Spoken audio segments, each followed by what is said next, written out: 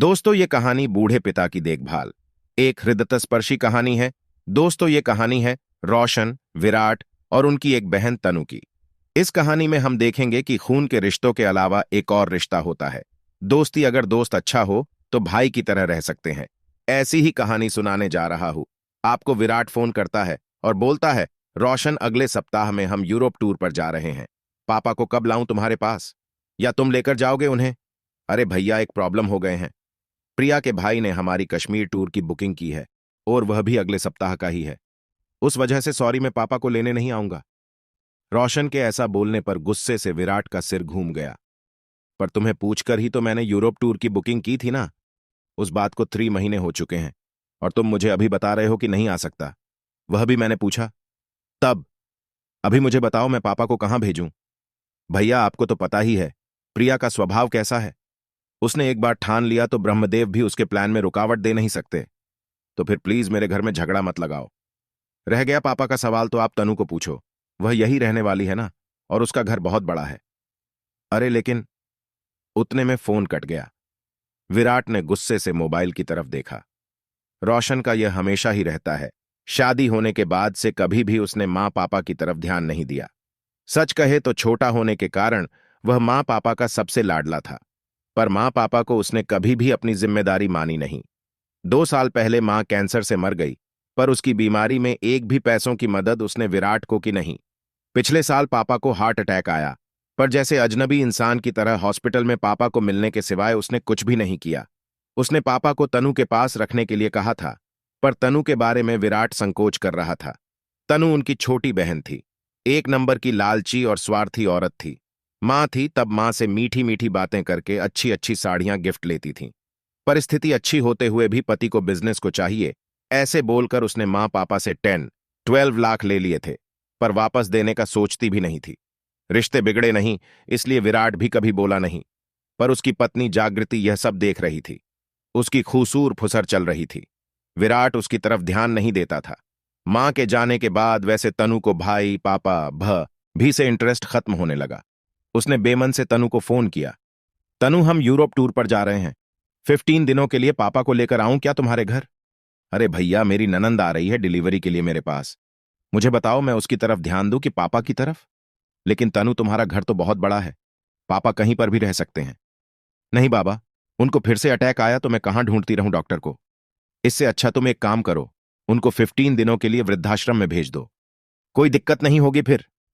तनु, हम 3 भाई बहन के होते हुए भी उनको वृद्धाश्रम में भेजना अच्छा नहीं लगेगा। देखो भैया, मैं नहीं रख सकती उन्हें। अगर आपको मेरा सुझाव पसंद नहीं आया तो फिर तुम ही देखो बाबा क्या करना है। इतना कहकर उसने भी फोन कॉल कट कर दिया। घर आने के बाद विराट से पापा को कहाँ भेजेंगे? जागृति ने यह पूछा। हमेशा की तरह वह भड़की।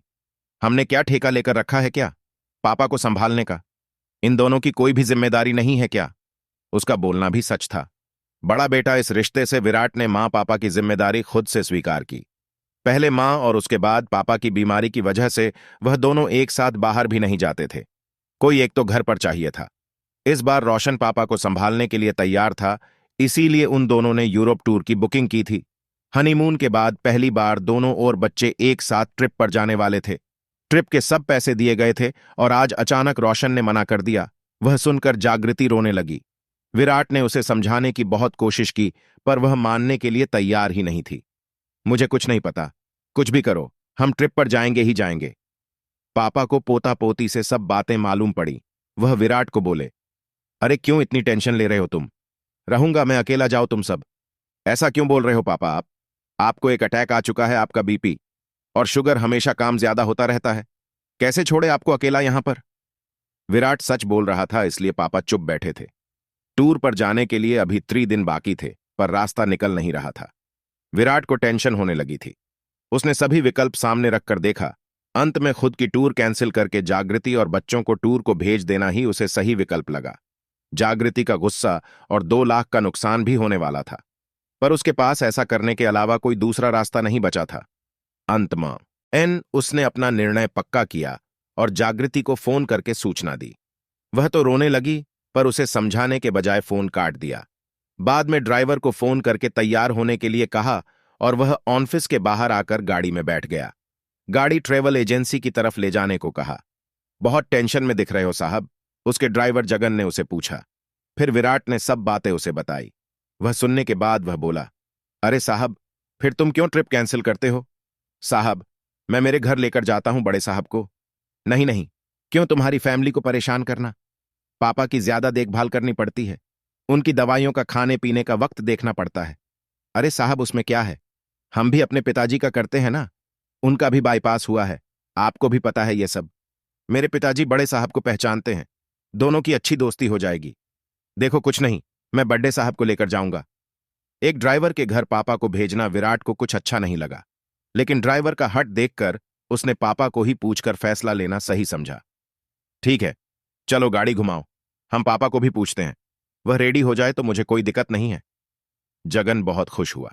घर जाकर उसने बड़े साहब से पूछा। पापा भी तैयार हो गए।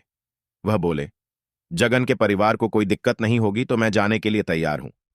जगन ने तुरंत घर पर फोन लगाया। बोलना खत्म होने पर वह खुशी से बोला, सब तैयार है, मेरे पिताजी को तो बहुत आनंद हुआ है। टूर के दिन जगन बड़े साहब को लेकर उसके घर ले गया। बाद में उसने विराट और परिवार को एयरपोर्ट पर छोड़ आया। घर जाते वक्त उसने विराट को विश्वास दिलाया, चिंता मत करो साहब, बड़े साहब एकदम आराम से रहेंगे।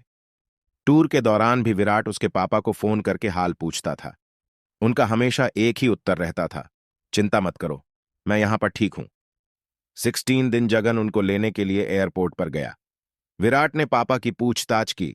मजे में है बड़े साहब, बहुत धमाल की दोनों बूढ़ों ने, जगन बोल रहा था।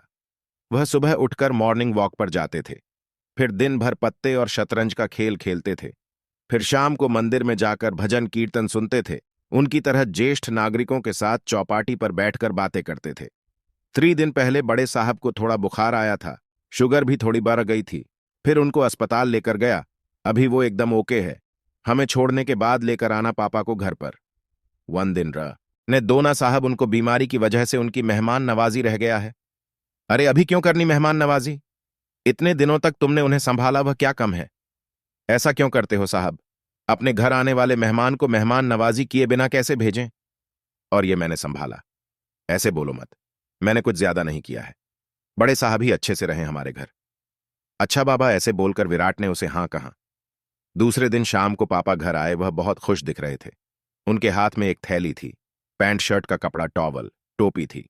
वह देखकर विराट बोला, अरे इसकी क्या जरूरत थी जगन? नहीं कैसे साहब, बड़े साहब को ऐसे ही भेज देता मैं। उतने में जागृति ने विराट को अंदर बुलाया और कहा, सुनो जी, उसका एहसान मत रखो, 5 या 10 हजार उसे दे दो। विराट को वो सही लगा। जगन के घर जाकर उसने 10,000 उसके हाथों में दिए। जगन ने उसकी तरफ आश्चर्य में देखा और फिर वह 10,000 उसके जेब में रख दिए और बोला, यह क्या है साहब?